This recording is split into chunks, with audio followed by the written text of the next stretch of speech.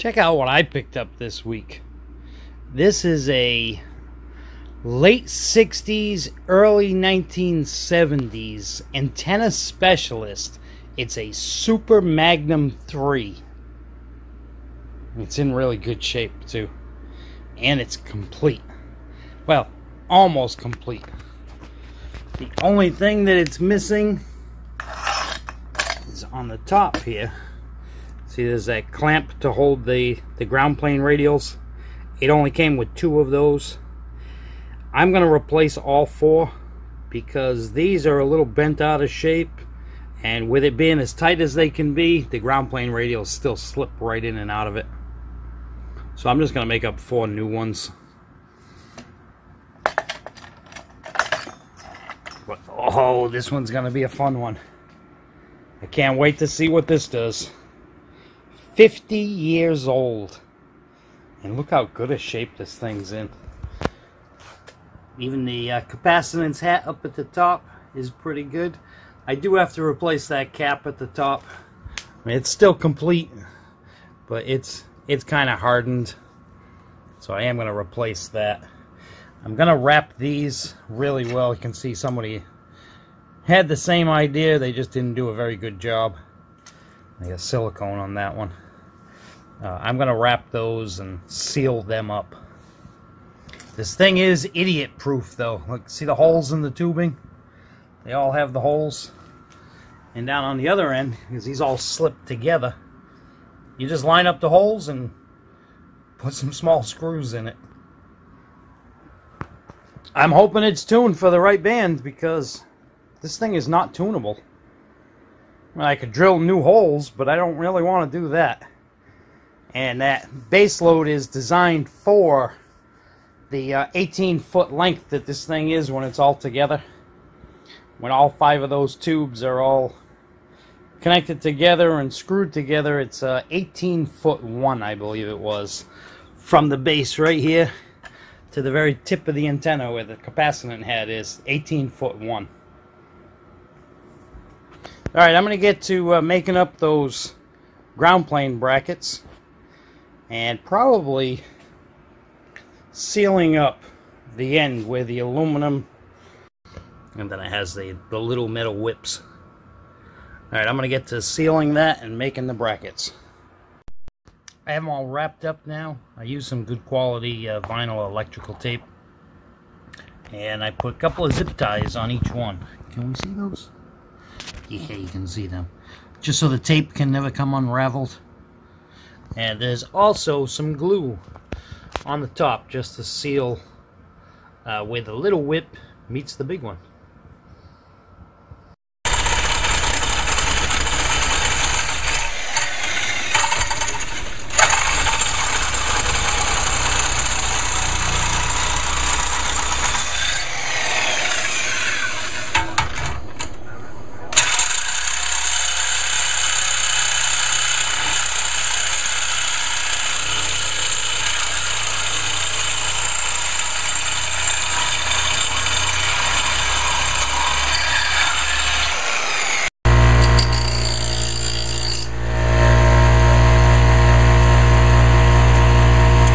Vice grips don't like to let go. You know what happens if you put 2 hands to pull them apart? The piece goes flying.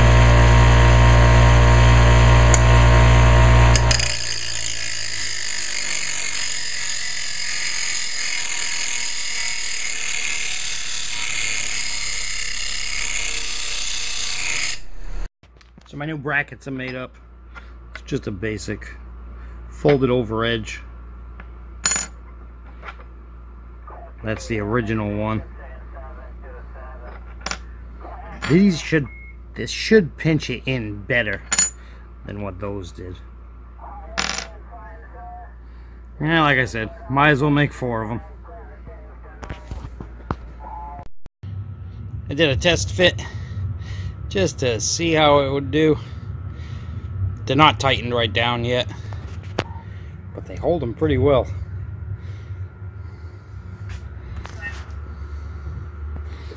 I sealed up every joint.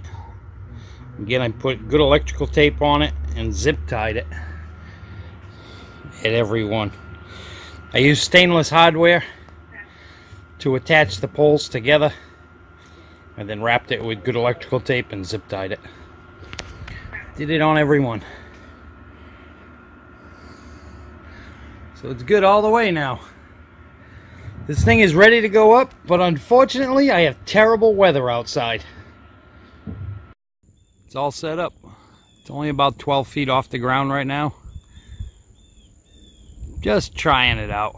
It's my test pole. I put it on a switch box.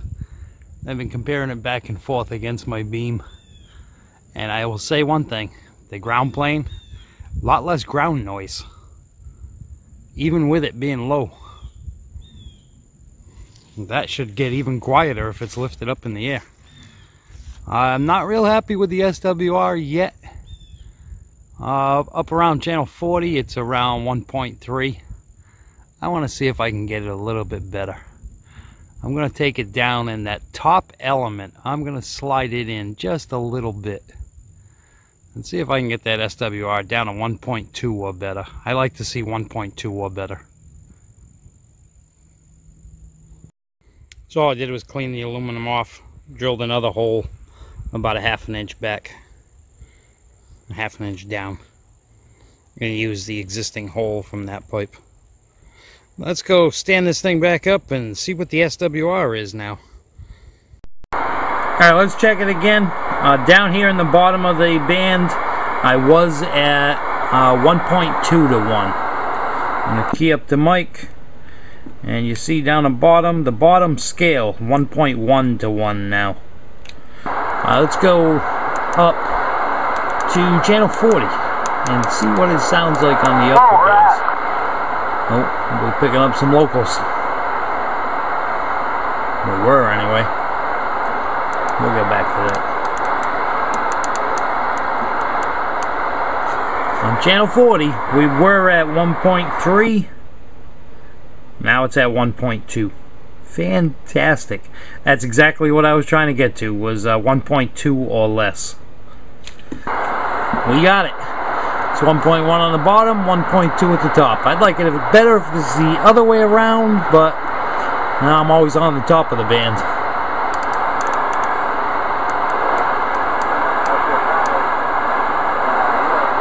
I'm picking up a few distance stations here and there.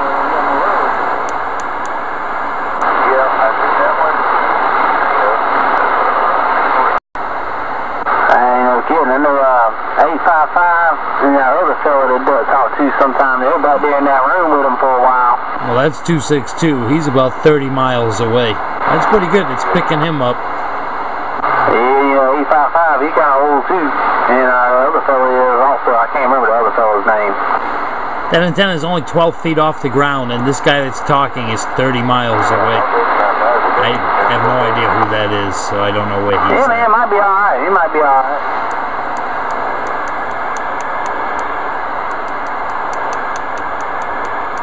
Go way down again. I'm going to key it up again. Look at that, 1.1. Fantastic.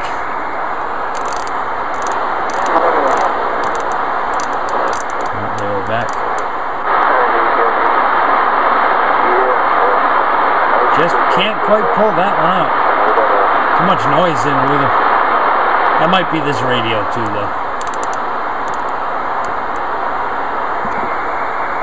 Go 40. 1.2. Fantastic. Alright guys, thank you for watching. I hope you enjoyed this rebuild, bringing back to life the 50-year-old antenna specialist Super Magnum 3. Alright, I'll see you next time.